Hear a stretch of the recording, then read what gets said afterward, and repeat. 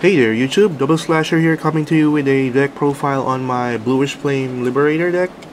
The one that I won two weeks ago, as promised. Actually it's raining outside and so please and I have a cold, so please bear in mind if it's a bit noisy or I cough. So anyways, with the deck profile, let's go with the main deck first. First off, I run 4 Bluish Flame Liberator Prominence Core. Now the reason why I run this is at 4 is because this is probably the better Bluish Flame grade 3 to ride with, in my opinion, since it's easier to proc than Prominence Glare. Well, that's basically it. So then 3 copies of Bluish Flame Liberator Percival. Now why I use 3 Percival because it's easier. Sometimes I have games where I have nothing to do but to perform Legion, and if this doesn't come out and I manage to ride Percival, it's an auto +1 if I perform Legion. And I run 2 Glare despite my despite saying that I still run core is better now than Glare. The reason why Glare is glaring. So the reason why Glare is not as much as useful now is because of its cost of discarding another grade 3. Since later I'll show you that I don't run any stride fodder in the deck. I think it's the name is Golbodok. I don't run any stride fodders in the deck is because I'll explain why later also. But basically, you do not want to use Glare as much as like you used to back in the Legion format. You rather ride into core to use its while core skill is harder to pull off. Well, it's not really harder, but there's a random chance you may or may not gain 3000 power and a crit, but it's somewhat, this cost is still easier than using glares to discard another grade 3 and another counter blast. So basically that's my grade 3 lineup. I run 9 grade 3s. For my grade 2s, I run 3 of the Regulation Liberator Agloe. Sorry, it's been a long time since I used this deck and I forgot some of the names. So anyways, this is really useful for searching out any of your Bluish Flame grade 3s. If you manage to Spear Call, and since this is a gold Paladin, you're more likely to Spear Call this one. And if you Soul Blast 1, you look at if this card is Spear Call, you Soul Blast 1, look at the top 5 cards of your deck and search for one Bluish Flame unit. And it's basically, if you have a Bluish Flame Vanguard, this is an 11k attacker, so quite useful. Then I run, you saw it earlier, I run 4 Brenius. Now this is somewhat, I'll explain later why I run 4, or rather why I rather run this. But basically, Brenius is probably one of the 2 MVPs of this deck. Its skill is, if you Superior Call another unit, and if you have a Vanguard with Liberator, its name, which is every grade 3 Liberator, it gains 2000 power, and if it attacks and hits the opponent's Vanguard, you get to countercharge 1. That's unflip 1 damage, and the skill stacks the 2000 power and the unflip, the countercharge, which this deck really excels in multiple Superior Calls. So this is a really useful card, especially in a gold Paladin deck where you use so much counter blast. And of course, the other MVP grade 2 is 4 of the original Aglovale, 1 trial deck and 3 Legion Rare, but you get the idea when I mean original. Now, Aglovale, this is basically your one of the most useful grade 2s in the deck. Besides, well, Brenius works in conjunction with this, but this works on its own. If you Superior Call, if you Carablast, if you call this from rear guard, if you CB1, look at the top 3 cards of your deck and Superior Call 1 Liberator from it. Put the rest in the bottom in any order.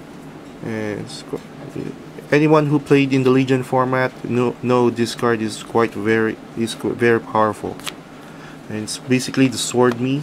If you check my old video about the top 2 grade 2s back in 2015, this is at number 2.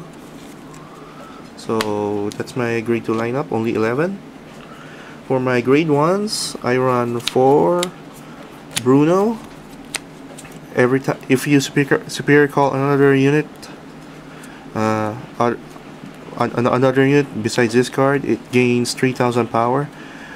For those for the uninitiated, this is basically the early day Horsa, but this is quite weaker, but yet more consistent, since you don't have to wait for Unite State for this to proc, but at the same time it's a lesser Horsa. So depending on how you use this later, I'll explain later how you can maximize the usage of this besides Brenius. Then we run 3 Zoran.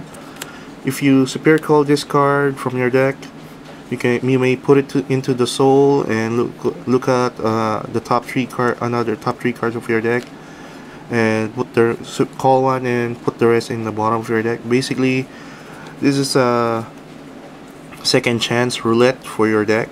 If you manage to call this with Aglovale or in such, and this boat powers up Bruno, Brenius even more, and it gives you an soul. So the only downside to this card is if you draw into it early game.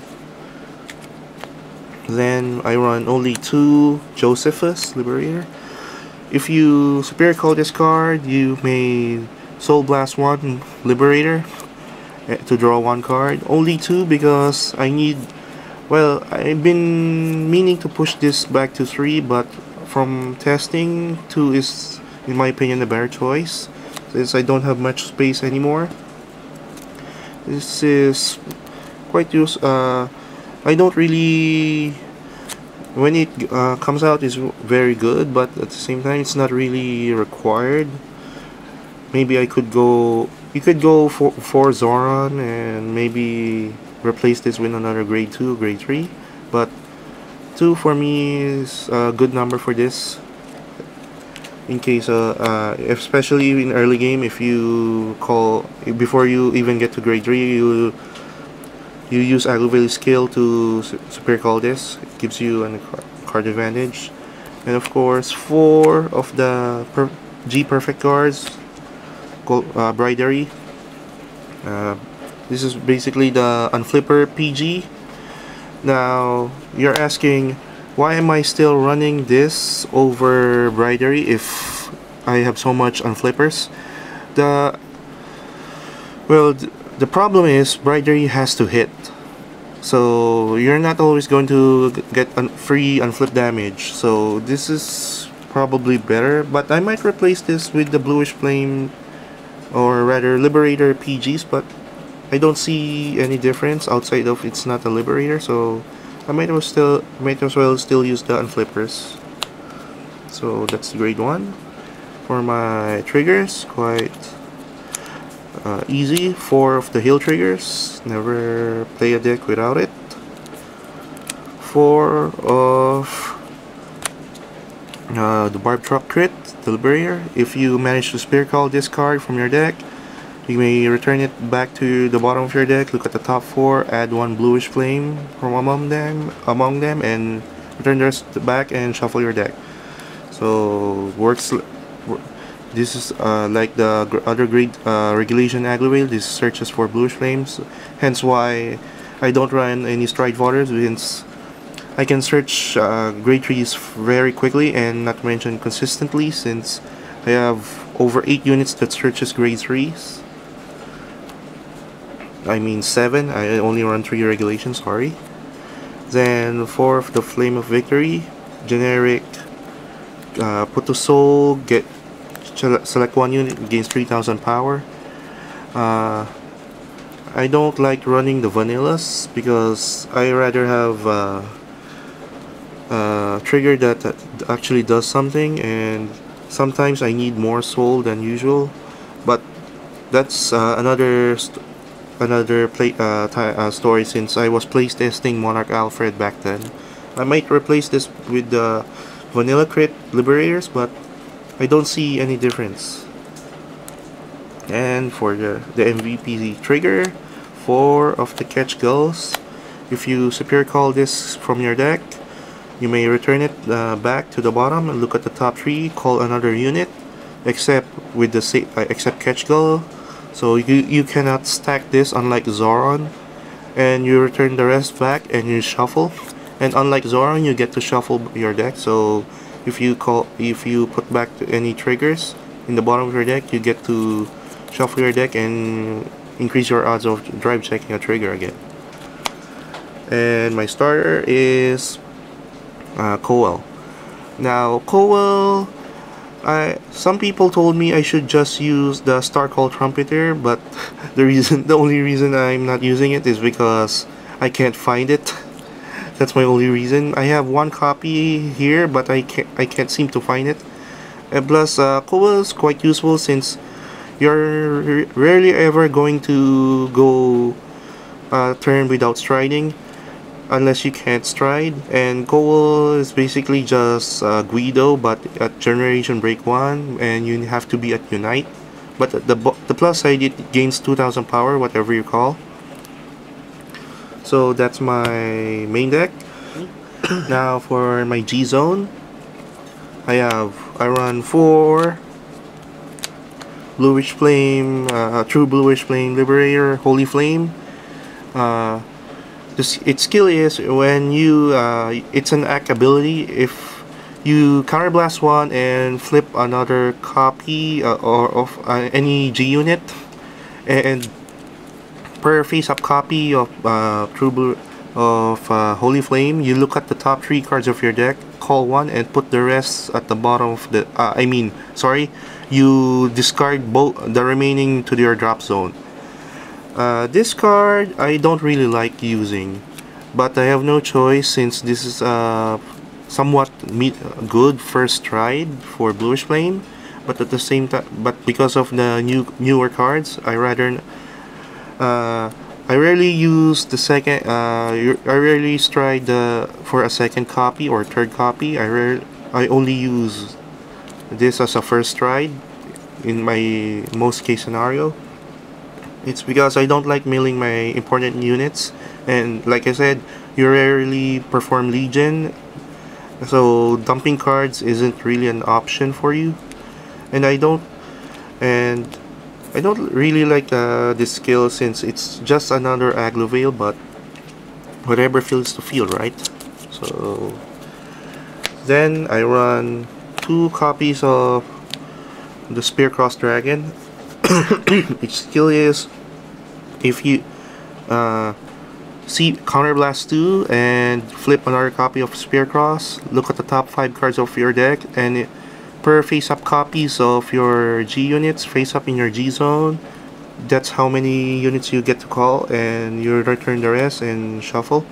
So with Glorious Reigning already out, people are gonna ask why I still run this. It's because if I don't get to stride first with this, with Holy, or rather, if opponent gets to stride first, meaning I'm already at 3, and I manage to perform a G guard, 1 or 2 G guard, I'm not gonna, on my turn, I'm not gonna stride this, but my first stride this, but I rather stride this Spearcross, because unlike Holy Flame, like I said, it dumps the cards you don't Spear Call. Meanwhile, Spearcross gets to shuffle it back, since this is not Generation Break 2, but you rather use it at if you when you have two face-up G units. But since if you stride and use its skill, you already have one face-up G unit. So if you G guard and one G guard and you stride this next turn, you basically have two face-up G units now. So it's a 2 for 2. And there are some cases where I use this after using Glorious Rain to call 4 units back, since I was fighting a Kagero mashup. So somewhat useful, still viable. I run one Maju, the rain element, and it's ironic, it's raining outside. So anyways, its skill is, if you stride this, if you have a Vanguard whose dart is originally 10k or less, you get to add one grade 3 back to your hand from your drop zone. So this only works after you. This only works if you play in the Legion era. This only works if you after you perform Legion. Sorry, since you'll be checking for the mate instead. You'll be checking for the mate, despite selecting for the Legion itself. It's still, you get still plus 11k, but you get to choose the Aglovale, so you can add another grade 3 back. And since it's a Bluish Flame deck, you have a lot of grade 3s to search with. This is more of a utility card in case I need another turn to perform Legion or Stride.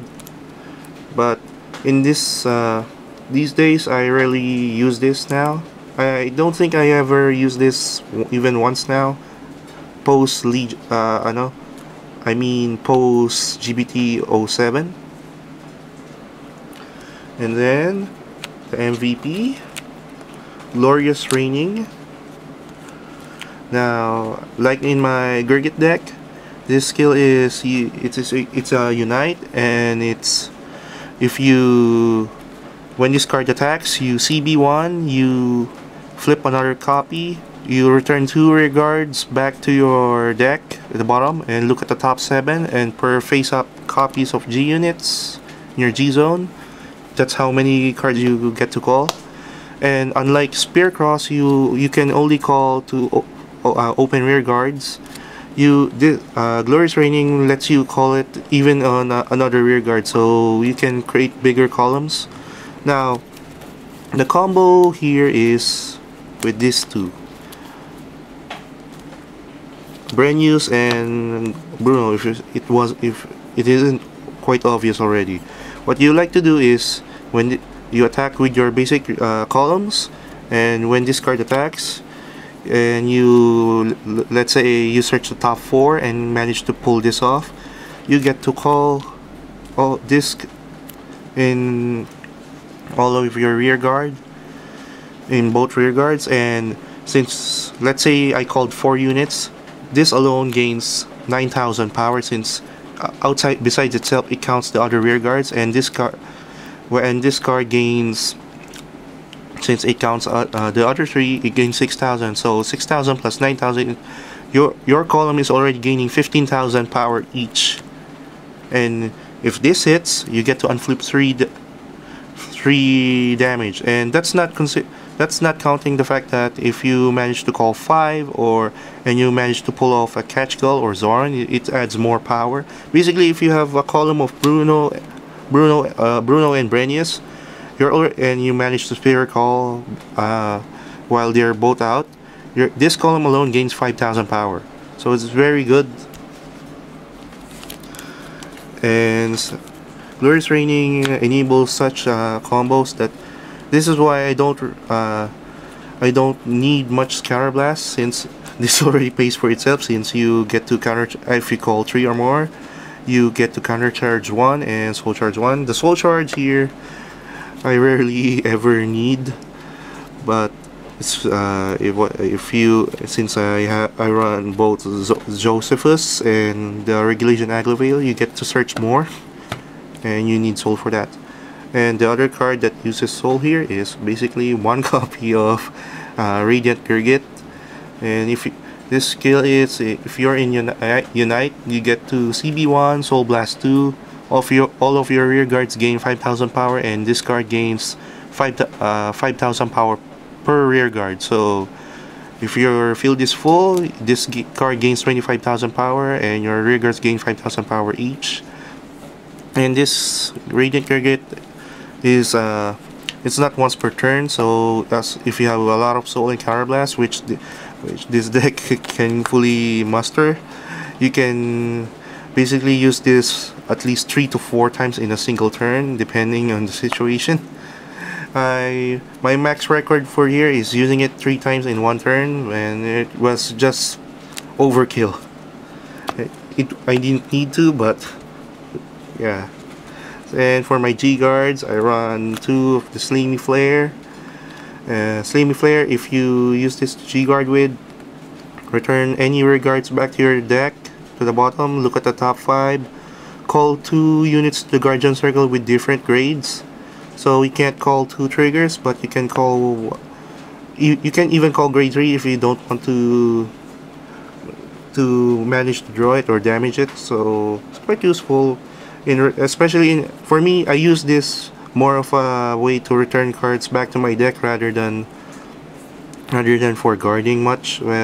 It's a bonus for guarding, but this lets me recycle things like Josephus, Aglavale, and even my other triggers, despite having Legion ability in my deck, since like I said, I rarely perform Legion in this deck. And lastly, to Reyra, if you G guard with this, if you have 2 or more rear guards, this gains 5,000 power, very generic. So that's basically it. My Bluish Flame deck post GBT07. There's nothing really much to talk about. If anything, I'm thinking of putting Monarch Alfred in the decks for the Link Joker matchup. But the problem with Monarch Alfred is, despite having a you cannot search it with Regulation Aglavale and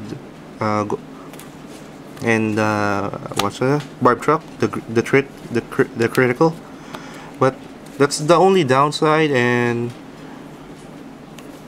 despite the amount of CB countercharging you can do, maybe using Monarch Alfred isn't such a good idea. But if this deck needs to this deck needs to survive the Link Joker matchup, since during that tournament I never fought a Link Joker using this, so I was just lucky that day.